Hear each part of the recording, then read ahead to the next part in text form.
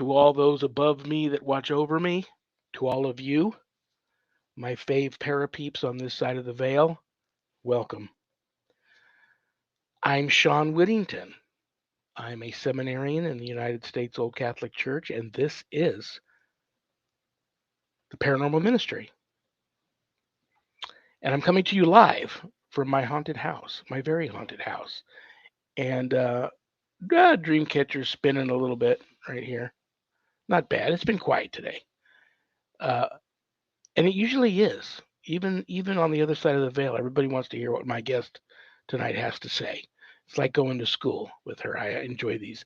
If there's anything you want to know about my wife and I and our ministry work, go to our website, www.ghost-b-gone.biz.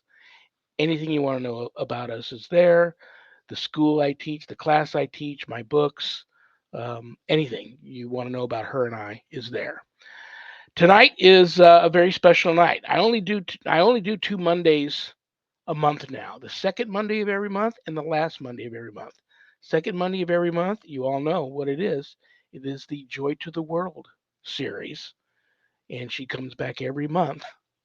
So without further ado, let's bring on my very special guest. Please give a big, warm Paranormal Ministry family welcome to the one and only Dr. Joy Pugh.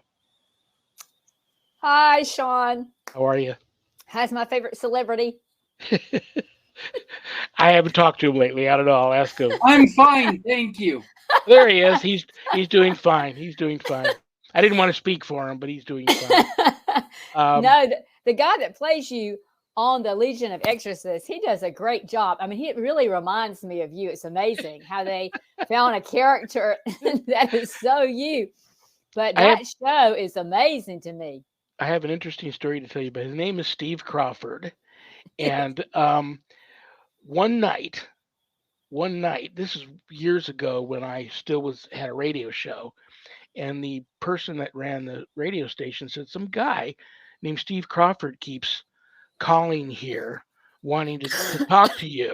Says he's playing you in a TV show. And it was still mum's the word, and I hadn't told her yet. So now I had to tell her what was going on, and her head exploded that I kept that secret from her, and that's why I'm no longer on that network any longer. But he was already trying to reach out to me like a method actor to hear me, see my mannerisms, talk to me a little bit. But what happened was, here's this guy, blonde hair, brown eyes, blonde mustache, or he was clean shaven, I think, sees me, and how he got the role was he totally made himself up as me. He went and got a pre-shirt. He had his wife darken his hair, dark brown. He put on a fake beard, brown beard, and he threw in blue contacts, and he did this show. The audition tape he sent into the production company was this show. He came on just like me and did I don't know how long of a show he did. I don't even know if he had a guest, but he did me as me doing this show, and that got him the role. But it's amazing how a guy, who honestly doesn't look anything like me until they make him up like me. It's amazing. It's really and good. I totally flowed with it. I mean, my cast members used to joke with me that, they're going to get Danny DeVito to play you or Jack Black. But when I think Steve, this guy's good. I just think he's really good playing you, and his expressions when he gets into it, the activities that you've gone through, I'm like amazed by it. It's just so he's very captivating. The way he looks, the way he responds to the demonic presence. I mean, it's just really good. It's really good. I couldn't have asked for a nicer guy and a more talented actor to have been chosen to play me. I'm so happy for. Well, he had a lot of success before that show, but I congratulated him all the time on the success with Legion, and hopefully goes on to another season, and he's back, and we'll see. But yeah, he did a great job. I'm happy for him. Yeah, he did good. But then, you're on there as So it's not like you're not on there. You're actually on there too when you're sitting around the table and discussing everything. So you do a great job just interacting with everyone else about what has happened and what was going on. I mean, he's playing the character line, but you all sitting around the table discussing this is to me quite amazing. I'm just very impressed by it. Just totally impressed by it. You know what you would have loved had you been there? You would have loved the church that we filmed in. A lot of people think we were on a set, and when I tell them no, we were actually in a 200-year-old Catholic church set up in the hills above old Pasadena, and it was Wow. just it was like stepping back in time going in this church. And when we didn't know where we were going. When all our assistants came and picked us up at the hotel and were taking us out the first day of shooting, we thought we were going to a studio. And as we're getting closer to this, and we're like, well, this studio certainly can't be up here. And when we came around the corner, and you're going up this little Oh, wow. winding road, and you can see this church that looks like a little castle up on this hill. Wow. It was pretty amazing. We're like, she said, well, that's where you guys are filming, and we were no, not a word was spoken in the car. Everybody was just like, Wow.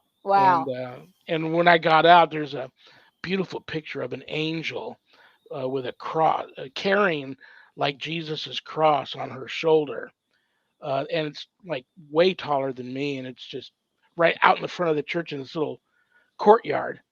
And I stopped and made somebody come over and take a picture of me right next to that angel before we even went in because I'd never seen a Wow. statue like that before. But they had a mausoleum there into the hillside, like it was dug into the hillside, Wow. with big iron gates and a big rock thing over the top of it, saying whatever it said mausoleum. But they had an old mausoleum there, and it was just when you walked into this church, I mean, you just knew that there was a lot of history and a lot of stuff Right. had gone on in this church over over many many many many years, and they couldn't have picked a better spot to do that round table stuff they did with us. And It's I just fascinating the way the round table is.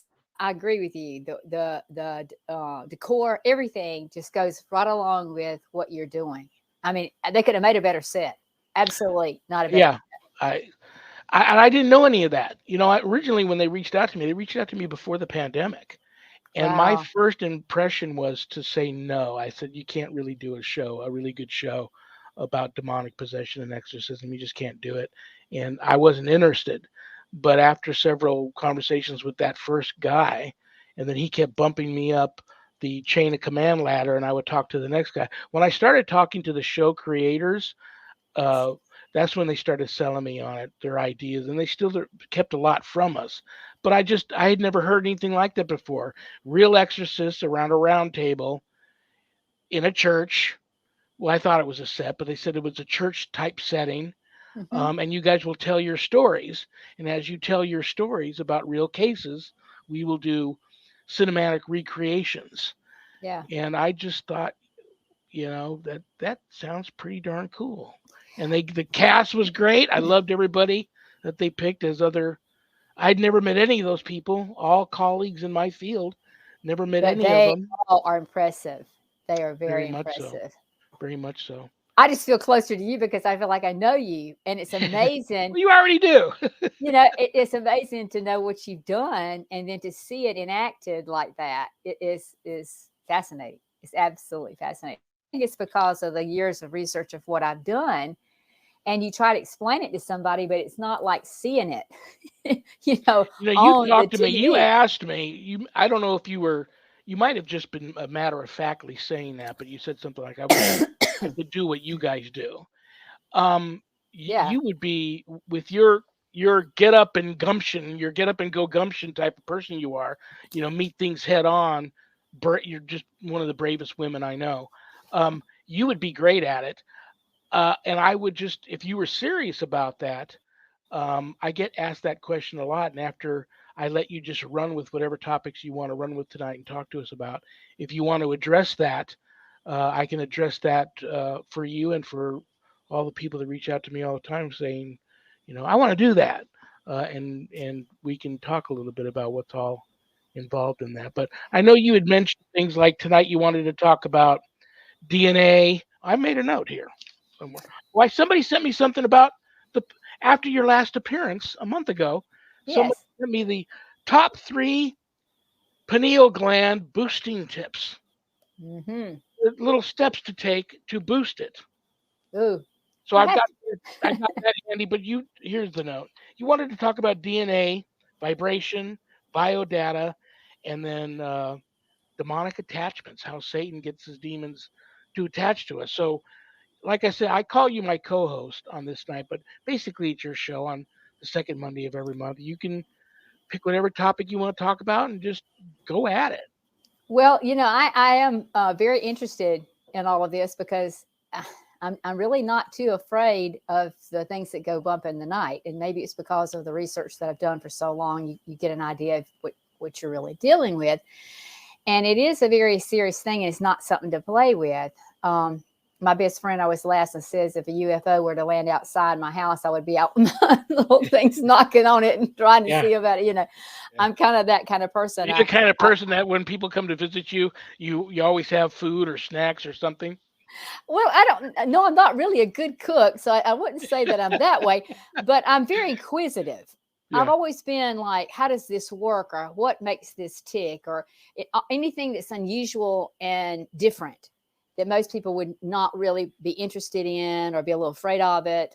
Like I said, understanding about the unidentified flying object situation and how I really came to know about it when I was of age of 8 years old, having seen the first one. And so, throughout my life, when people would laugh and say, "Oh, that's conspiracy, it's not real," those kinds of things, I had already seen something at 8, and I knew that what I saw was really what I saw. So I wasn't trying to fool Which anybody. book is that?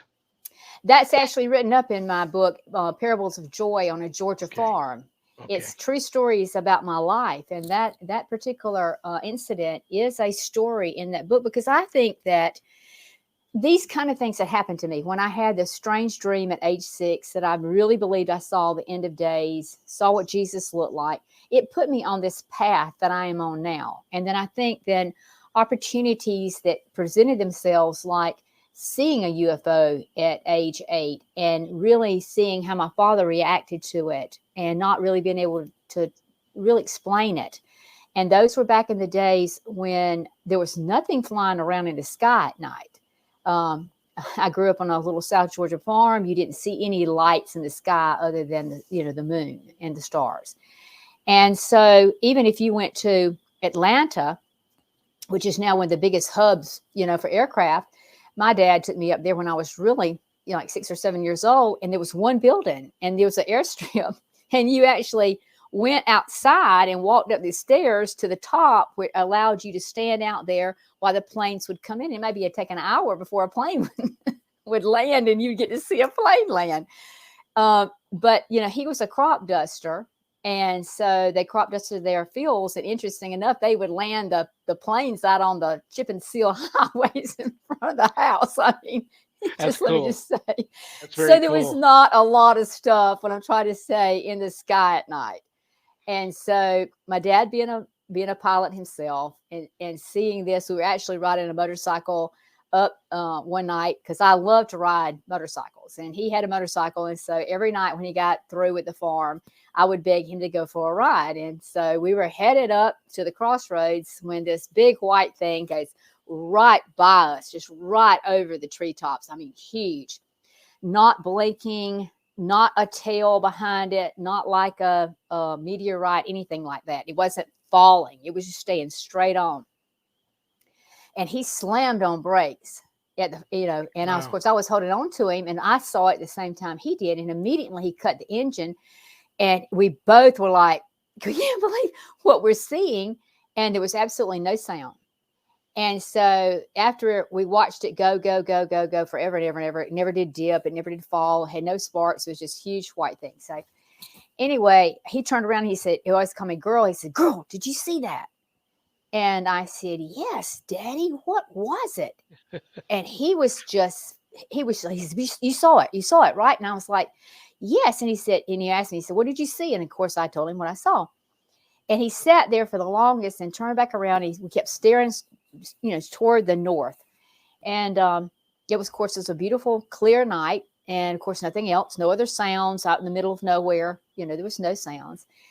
And we sat there for a while, and then he turned around. Instead of going on to do the bike ride, we went back to the house. And I'll never forget, we got off under the shelter, and he looked at me again. He said, you saw that, right? And I said, yes, sir. I said, what was it? He says, I don't know.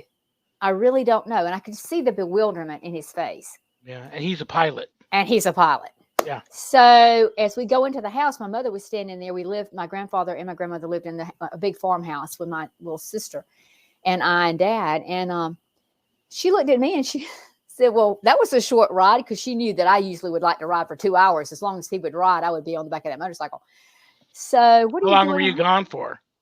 Only for about 15, 20 minutes. We had just gotten up the highway. So this was really Mom knew something had happened.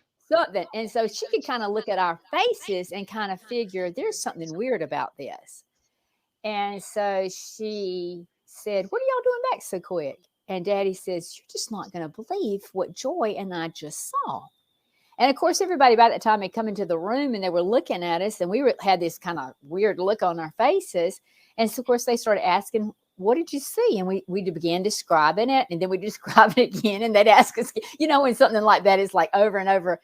And there was just not an explanation, because it was not a meteorite. It was not something falling out of the sky. It was not something exploding. It did not have sound. It was bright, and the light was so perfect. It wasn't like it was yellowed. It was more of a blue, crisp, very blue light. And so anyway, the next day, Dad comes in, and I'll never forget, I was sitting, in the house there, and he comes in and he's got a newspaper, and I would give anything if I still had that newspaper. He throws it down on the table, and he says, I think this is what we saw. And it was headlines that there were UFOs seen all along the eastern coast. And it was a pretty big newspaper. And of course, I know it wasn't our local newspaper, because it was thin, and it was something that only came out during like once a week.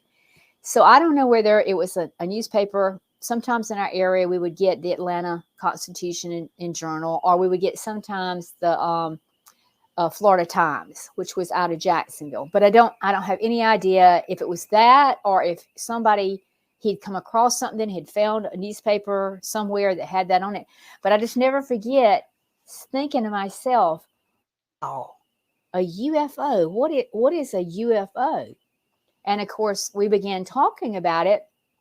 And then Dad began explaining, that there was things that were being seen in the sky, and it was kind of unusual. And he was a history buff. He knew he was into all this, the Civil War, all the world wars, Hitler. He knew about everything. Anyway, he was just amazing at his knowledge of history. And so he began telling me some things that he had read about and this kind of thing. And so immediately I was just sold, because, it's like I had perfect vision. I had good hearing, good eyesight, and literally saw that with my own eyes. And so it set me on this course that pay attention to the night sky. And that's something I've done, because immediately he went out and bought a telescope that I still have. Oh, cool. That I would go out in the night, and I would, focus on the stars and try to see different things. And he would try to talk with me about and try to teach me about all that kind of thing. But, we just didn't see anything like that. And I would watch the skies. And like I say, I had the telescope, loved doing that every night. I still do that. I still sit out at night. I watch the stars. I've seen a lot of UFOs, and I've seen a lot that really meet all the specifications that the military is now releasing, that I've seen with my own eyes. And so I began, I guess in 1991, I had a really, really strange situation that lasted for a good number of maybe 2.5, 3 hours, and which I saw the ones that looked like I call it, because I used to shoot pool, like a billiard pool rack that has a bumper edge going around it. It's not the perfect triangle. It's rounded, like you would set up to play pool or billiards. Yeah. And I mean, I was really watched this. Called one of the military bases. They didn't have anything up. They didn't have anything on radar. Called the local airport. They had seen it right before they closed in the sky. And so I knew I'm like, there is no way that this is something that if our military can do this, in other words, we don't have anything to worry about because we're going to own the world. Okay. Yeah. It had that kind of capability. But the one thing that was most interesting about it, and of course, my husband at the time that has now passed, he was going to a business meeting. And many times he would ask me if I wanted to ride around to the other side of the lake and stay with my mother and grandmother and eat with them while he went to do a business meeting in town. And so that night, that's what I had planned to do. And got in the car with him. And as we were going out, I looked to the west. And there was this thing sitting there that had light in it that made it look kind of like a burnish, orangey, steel looking, just sitting there, not moving. And I said to him, I said, Neil, that's really weird. Look at that thing in the sky right there. And he said, yeah, it is. And of course, he had to get to his business meeting. And so I climbed over the seat to get in the back seat. So we were turning to go another direction so that I could keep my eye on it. Well, lo and behold, thank goodness I did. Because what happened was this thing was sitting there by itself. And all of a sudden, this arch of light, let me turn this way, came out of it like a circular arch of light. And it was rounded. And it went out like this from the original, and then it went back in an arch, perfectly white, circular, like a rainbow. It went out again, and it came back, and it went out again, and it came back. And when it came back, it stayed there for a second, and then it went like this, and then all of a sudden, at the arch, there was another one. That manifested right in front of my face. I'm like, oh my gosh, there's two of them now. It birthed another one from whatever this light was. And it did it the 3 times. And then the third time, boom, there's 2 of them. And they looked circular at the moment where they were at, just sitting over there in the western sky. And then all of a sudden they take off, and it's just like they're just flying around. I mean, just all over the sky. Well, he's trying to drive the car, and I'm going bananas in the back seat, hanging on to the windows, making sure I don't lose this. And so they're flying around the sky, all over the sky, just carrying on. It was just absolutely amazing to watch. And so when I got to my mother's home, she also lived on the lake, and their house faced that same direction. Well, I jumped out of the car, ran through the house screaming, give me a pair of binoculars, get me a phone. And the phones were those that were in the cradles, they were not cell phones, but you could take them outside. I went running through her house, just screaming that. And of course, they were like, what in the world? So when I get out on the back deck, I've got a perfect view, nothing distracting me whatsoever. Mother comes out with the phone, she comes out with the binoculars, and I'm watching it, just watching it. It's unreal, just flying around. And it's almost like they got into a chasing mode. And then the coolest thing, they would come over the lake. And as they would come over the lake, they would slow down to almost, they were hardly moving. I mean, they were like so slow, it was like a floating balloon. Wow. And as they got closer, instead of being so rounded like a circular thing, that's when they were close enough for me to look up at them with the binoculars and see that it looked like a billiard rack. And they go across the water up above, and then they would circle back around and go really fast, way out. And you could see them go way out. And then they would come back at the end of the lake, and they would come back and do that again. Well, what would happen after they would get that real slow, then there was like 6 little triangle looking things that came out of the east. And they were banked like one behind the other like this. But they were perfectly isosceles triangles. So when these these ones that look like the billiard rack, the two would come over, then these other ones, they got almost behind them, and then they went dispersed. And you could see them, one sitting over here and one sitting way over there and one sitting back there. So they made a circle, but at a great distance, you could still see that they were lit. And then as those other ones came through the lake again, one would come and get behind them. And when they would get behind them, if you've ever seen sparklers like at 4th of July, yeah, doing this number, when they would get behind them, that's the first one, the back of it would start doing this sparkle, almost like it was giving it some kind of energy. And you can see it was like sparkles. Okay. And then once they stay behind it, then they would take off and be gone. And they would sit over there and you see them.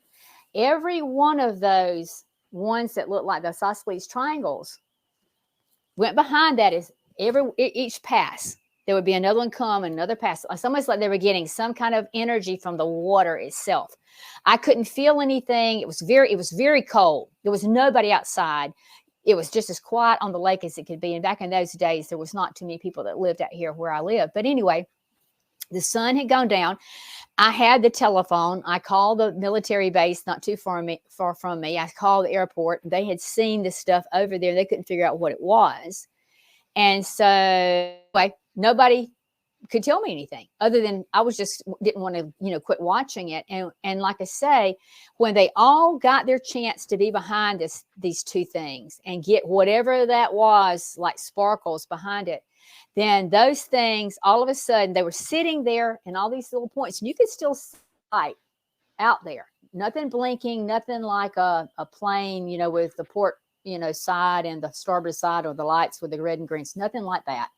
All of them had like a light, and it was a pure looking light on each one of them. Well, when they all got behind there and got whatever they had to have, and they were sitting out in the points of lights like that, all of a sudden, when the last one went to its destination, then they all went, you saw them, and then they were gone. The other two came back one more time around the lake, and this time they got right up over me. And I've got my so I'm telling you, I'm not too scared, because I'm going to tell you, I've never seen anything quite like this. There is no way that a human person could have been in those craft because of the G-forces that I saw those things do and what they did. And the ability to go at these extreme fast. I mean, I've been to military bases. I've seen aircraft. My husband that passed away worked with TRW. So I saw some of the most fascinating, the first things that were ever, you couldn't pick them on radar. I mean, I saw some of those things before they ever actually released to the public to see. So it wasn't like I wasn't familiar with what, these kind of craft that we have can do, but this far exceeded anything that we could have done or been inside of. But so I'm like looking up at them, and they're going across me like this, and you could barely hear, and I would say it sounded like a little bit of a hum, like a bee, like funny noise.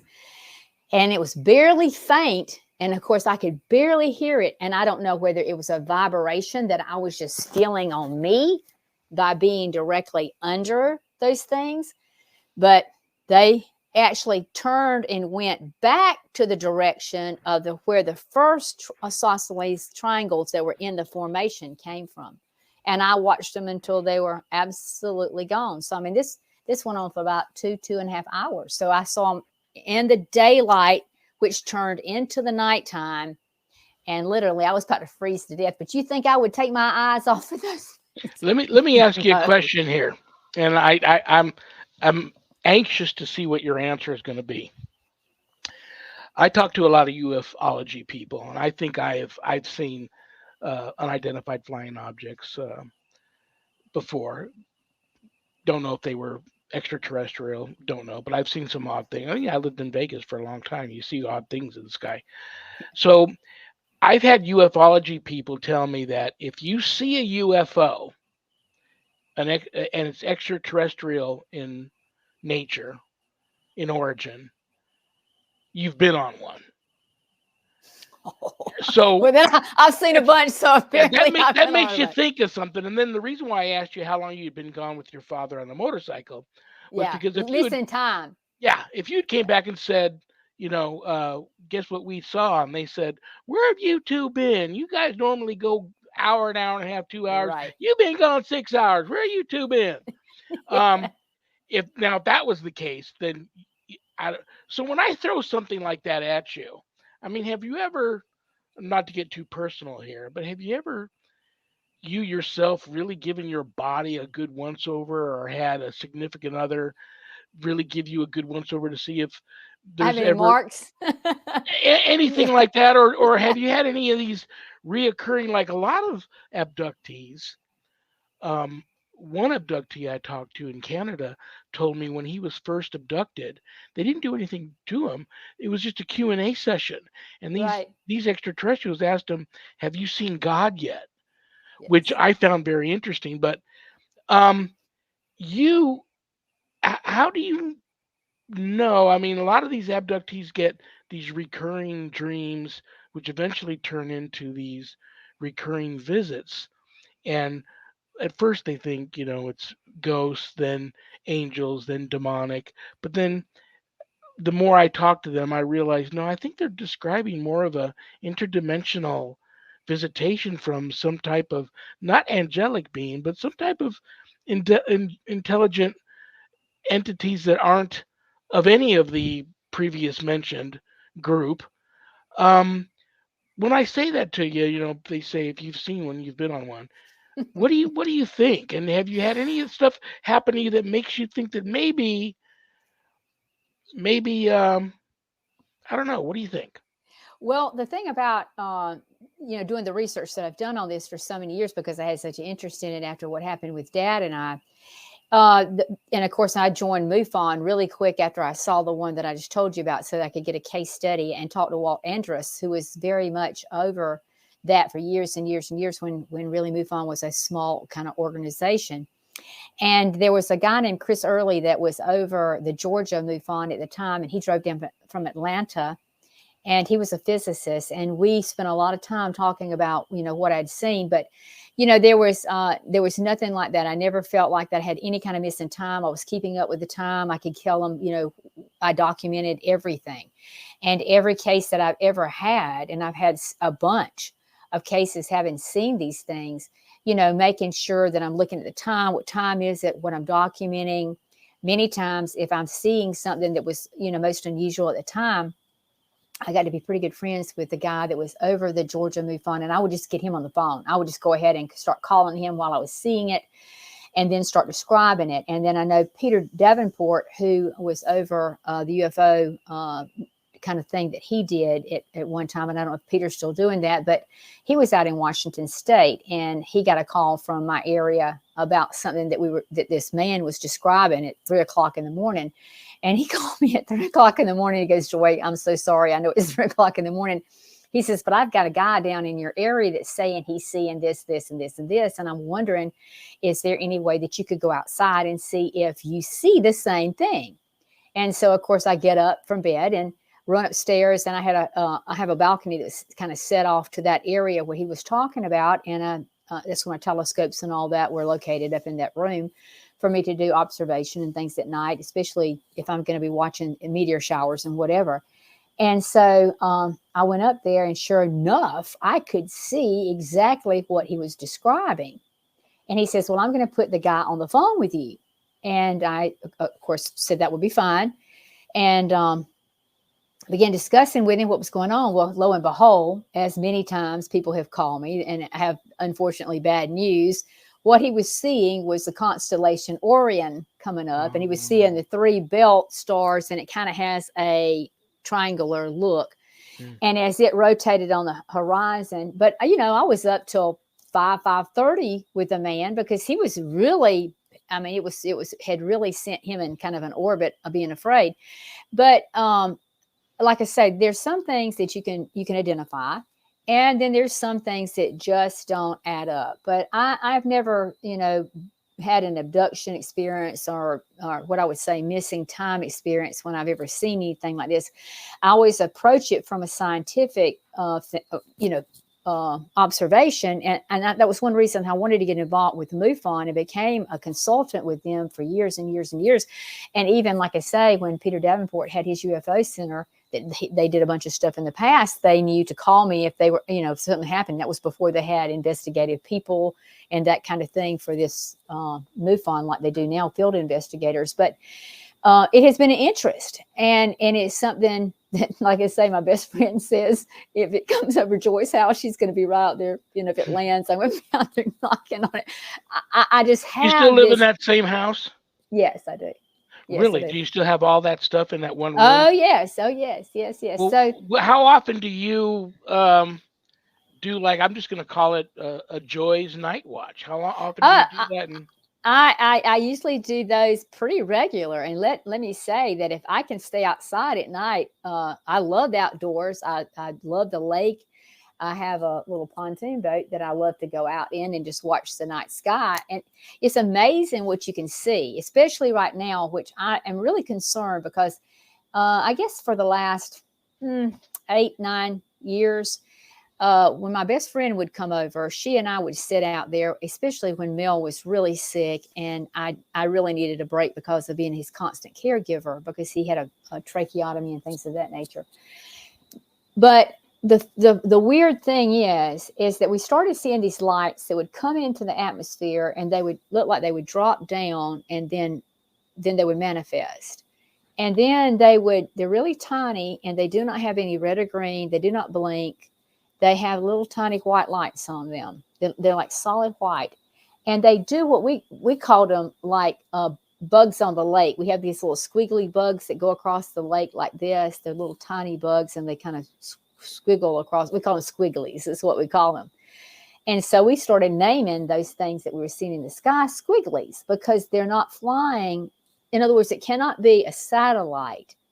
And I've seen satellites cross, and I've seen the space station. I've seen the Starlink, satellites that Elon Musk is putting up. I've seen all of this with telescopes with the naked eye. I've seen it all.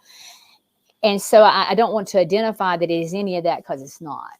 It's high, and they will do this little when it moves, it zigzags across the sky.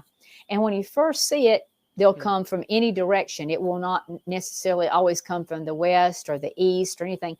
Many of them look like they drop into the atmosphere, and then they'll go for so long in this little squiggly way, and then all of a sudden, they're just gone. And you'll just keep watching and watching, and they're gone. And the best way to catch them, if you ever want to do this at night, go out on a clear night, a lot of stars, and if you can get away from moonlight, it's better. And just instead of focusing on a spot in the sky, like looking at a star, just gaze and just keep gazing. Don't move your eyes, just gaze. And you will pick up these things moving. That's how you'll pick them up, because it's hard to if you're looking around and doing that, it's hard to pick up on them. But if you just stare at the sky, you'll see these little things start moving, and you'll see about, and there are a lot of them. There is not a night unless it's cloudy or raining that I don't see these things in the sky, and they're getting to be more of them. So it's quite interesting to me that we've got a UAP group now, the Unidentified Aerial Phenomena, that has been put together for the Pentagon and our country. And we've got a whistleblower that's now specifically saying that these entities are here with us. They are not human, and that they are flying these aircraft that our military has totally got pictures of. And I'm going to tell you that some of the things that I've seen the military has released, I've seen those same things over the years. So, where people used to laugh at me, they go, "Joy, do you believe in that?" And I'm like, look, I am a Christian. I don't drink. I don't smoke.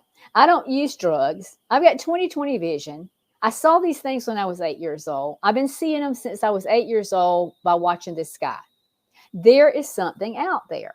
And of course, people would laugh and make fun of what I would say, but I had a complete knowledge that there was something there that was not adding up.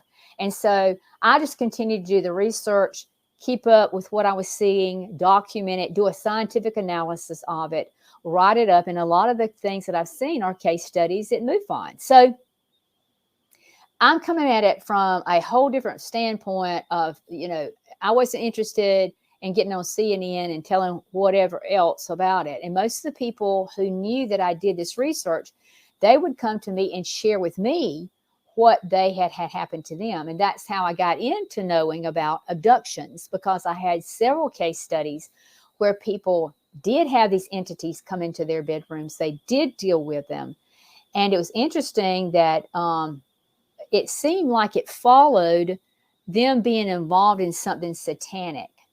I might have mentioned this on one of your shows before, that this one, he was literally staying in his vehicle outside because he was too scared to go to sleep in his house because these entities were coming in there. So he was literally locking himself in his vehicle at night, just panic beyond words. I mean, we're talking a good-looking guy, built up, not a person, literally having post-traumatic stress disorder because of these entities.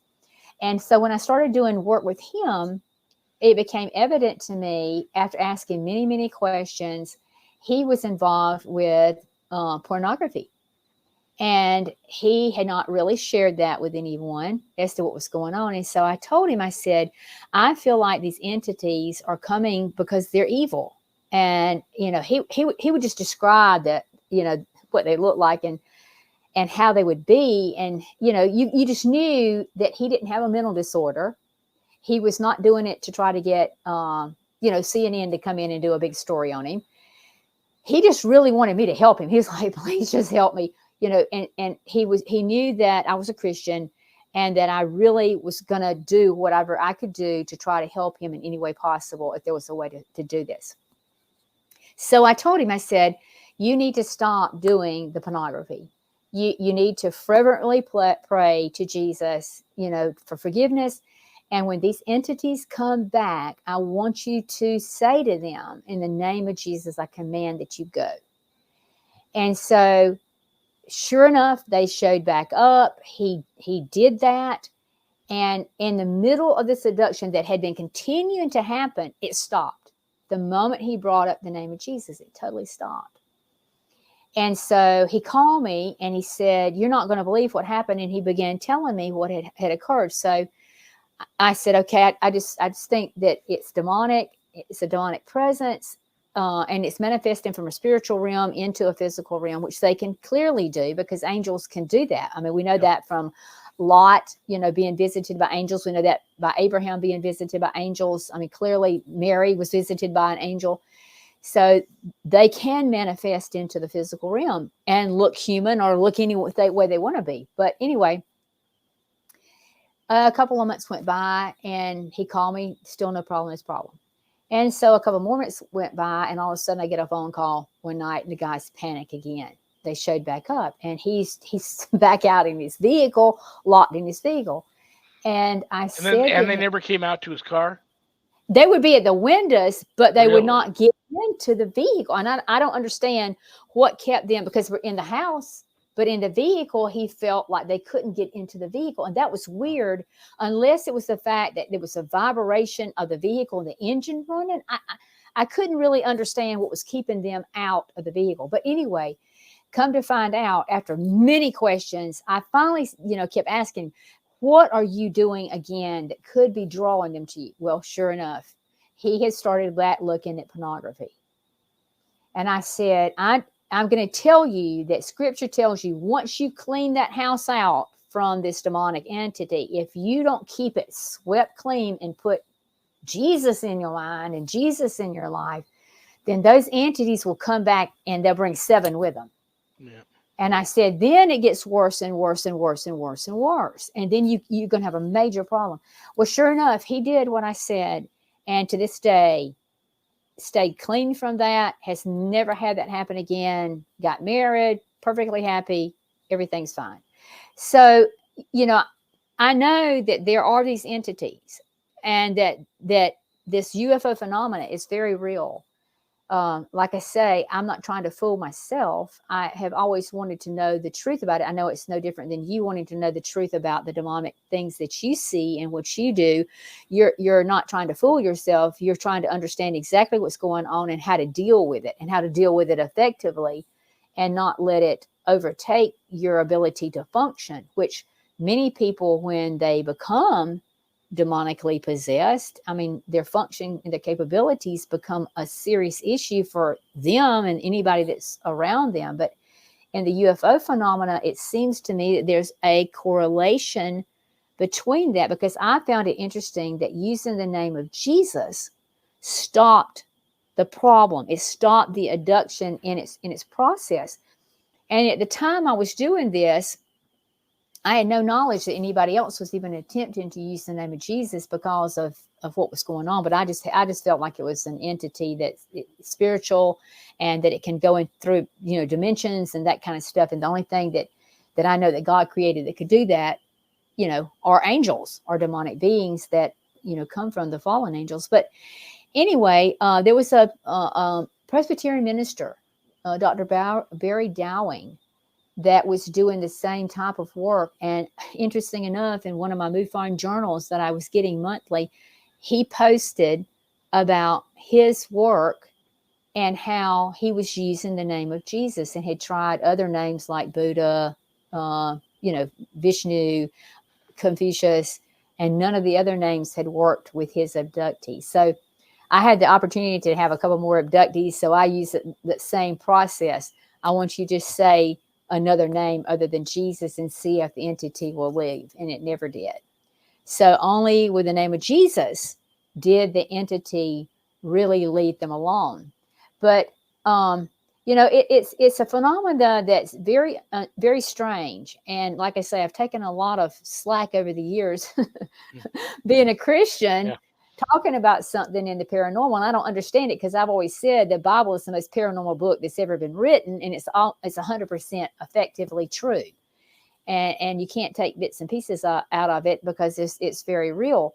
So having it's like you with seeing demonic possession. There's a lot of people, unfortunately, that are in churches that don't believe in demonic possession.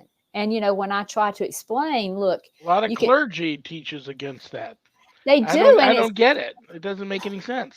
I'm like, if this person that was in the graveyard that Jesus came up to, that was in that traumatization of what they were dealing with, and he cast 2,000 of these devils out of this one person, I'm like, oh my gosh, if that's the case, and they call themselves Legion, and I mean, you got to go, either you believe in Jesus or you don't believe in Jesus, and you got to believe that what the Bible says is true.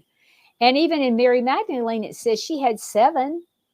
I mean, we're told that even when Jesus cast them out, those demons said, hey, have you come before the time? They knew Jesus when his own chosen people didn't even know Jesus. So it's amazing to me that, unfortunately, the churches, I hate to say this, we're in the end of days, and these things that are manifesting in the sky are real. We've got a person that is saying on national television in front of our congressmen that we've got these things, they're manifesting, they're getting greater. They're not our adversaries. They are not our allies. We don't know what they are. And you've got a whistleblower that's saying they're not human. They are not of our world. It's something totally different, that the craft that they're using, that we have gotten them, we have them, other countries have them. They try to backward engineer them. Which things are all these things that I've heard since I started doing the research on it, this conspiracy. Well, I take to say now, it's not conspiracy. This stuff is very, very, very real.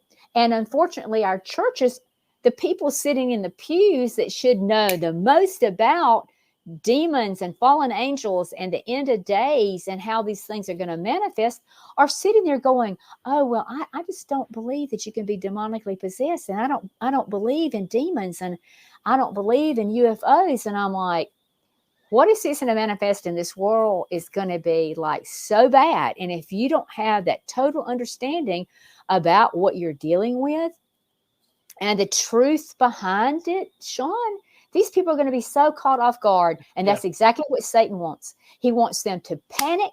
The moment they panic, they get into mass mentality. That's this crazy, mob mentality, like a pack of dogs. One dog won't do something bad, but you get them all in a pack together and they do something stupid.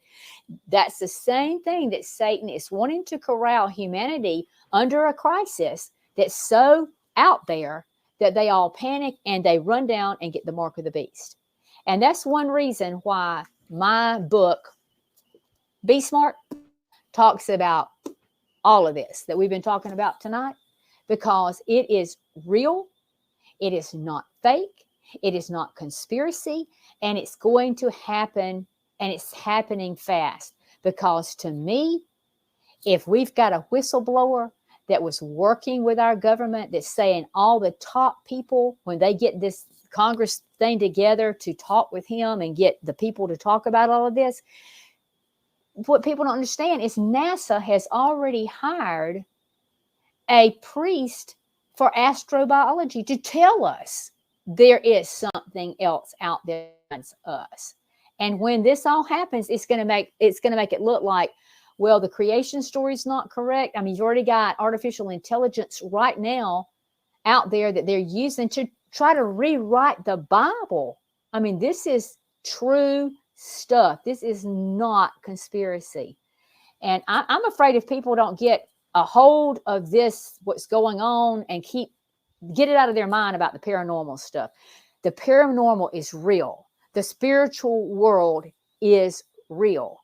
And if you're sitting in these pews and you've got pastors that are not dealing with this, you need to start looking into it so that when it all comes and hits us, that you're not one of those crazy people who doesn't remember. Scripture tells you, do not take the mark of the beast, because when you do, it's going to send you straight into the gates of hell, because it's going to make you a transhuman. They're going to connect you to artificial intelligence. They're going to change your humanism. And once you do that, you're no longer connected to God at all. So there is something, I know that this has kind of been a roundabout thing, but maybe it was good for me to be able to share what I've seen with my own eyes, what I know to be true. And really, it's been going on for a long time. I'm 66 years old. That's almost 60 something years ago that I had the first encounter at 8 years of age. So it's not something that I haven't been looking into. I've been looking into it since I was 8 years old. So I feel like that when you look at it from a scientific standpoint, and then you take and you look at what it says in Scripture, that science is catching up to what Bible verses have already told us about the end of days. There's going to be these beings manifesting, and unfortunately, they're going to have things about them that they can traumatize the human body, because it says that whoever takes that mark, that these things that come out of the abyss are going to sting you to the point that you can't deal with it. Well, the problem is, once you become that transhuman, you can't die. Right. And that inability to die, I mean, it's like we've always said, God gave death for people who get cancer and they are screaming at the top of their lungs. It gets them out of that pain. But there's coming a day that when you get that mark, you're not going to die. And these things are going to torture you. And Scripture is very straightforward about it. It doesn't like halfway tell you it's not real. It tells you it is very real, that you'll want to die and you cannot die. So there's some bad stuff coming, Sean, and I'm glad that maybe talking about this, I know this kind of went in a little bit different direction, but I think it still ties back to what I was trying to say. That this is demonic stuff is real. I think the show that you're on right now is so important. I think people need to be paying attention to this demonic activity. It's increasing the numbers of narcissistic personality disorder that is very, very, very strange, because like even the best counselors say, like Dr. Phil, run if you encounter it, because we don't have a mental health protocol to deal with these types of entities that seem to be manifesting in people. And it's getting worse. So your UFO phenomenon is getting worse. our government's saying there's somebody whistleblowing that these things are out there. They're real. They're not human. And then we know the demonic issues that you're dealing with. I'm sure you're seeing an increase in that, because I know that Catholic Church, what was it, 2-3 years ago, hired 215 more priests to do nothing but deal with exorcisms because they're having so many people with issues. And the mental health profession is at a loss. Yeah. They all they know to do is tell you, if you encounter this person, run. Don't be around them. Don't try to deal with it, because it's going to tear you down. And I know from personal experience, I've dealt with that. And it is not in the mental health protocol on how to fix that problem. Nothing. No medicine, no counseling. So it's got to be demonic. I love you. I love you too. You're doing a great job. I love the show. I'll see you And next month. I think it's just what we need to hear and see right now. Yeah. Thank you for letting me talk about this tonight. I mean, I hope it's been entertaining, but at the same time informative and truthful, because everything I've told you is the truth. Do me a favor. Have a wonderful, wonderful remainder of your Monday evening. I pray for you often. You know, I love and respect you, and I can't wait to see you the second Monday of next month. We'll do this again. Yes, and I do want to know, like we talked about, a little bit more about what you do. I will send you some messages, and then we'll do another little private Facebook Live thing between you and me, and we'll talk a little bit, because I get a lot of people reaching out to me now, and if I can help somebody on their journey or put them on the right path, it's my pleasure. That sounds good. I love you, Sean. I'll see you later. I love you too. I'll talk to you later. Thank you all. Bye-bye, Dr. Joy. Bye. Okie dokie. Don't be scared, guys. Just be careful and be aware. I will be here. The next all new live show for me is Friday the 21st. And my guest is the one and only psychic medium, June Lundgren. You're going to love her. You all know her and love her anyway. And then I'll be back. The next Monday I'll be back will be the last Monday of the month, the 31st, with Susan Ahern, the Happy Medium. That'll be Happy Medium Monday on the 31st, and I'll see you guys on Friday the 21st. Thank you to Zach and Adrian Clayton, my co-producers. Couldn't do the show without them. CommunityPayItForward.us. Go there, be surprised. USOCC.org, the church I belong to. Go there, be surprised. We have night prayer every night, Monday through Friday at 7 p.m. Pacific. Bible study every Wednesday and Sunday afternoon at 5 p.m. Pacific. You can get the links to all of that either at the USOCC.org or at BishopJamesLong.com if you want to be a part of either one of those. Thank you to Things Network. Thank you to Temple of Phoenix Rising Entertainment. Thank you to Skeleton Key Network. Thank you to PACT, little p, capital ACT, Podcasting for All Coming Together channel, for all of these other networks simulcasting my show. God bless you for that. And it's bad joke time. I'm going to pull a bad joke out that one of you sent in out of this haunted carnival barker hat. And it's my poor attempt to put a smile on everybody's face after Dr. Joy and I just freaked you all out. Guys, just get good with God. If you're good with God, no matter what happens, when it happens, you'll be up there looking down watching it happen, so you won't have to worry about it anymore, okay? What do sprinters eat before they race?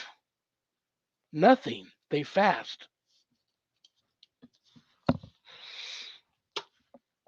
I love you all. I pray for you all often. God bless you all. Good night, Danny. Good night, Jack. Good night, Dog. Good night, Harold. Rest in peace. Good night, Ernie.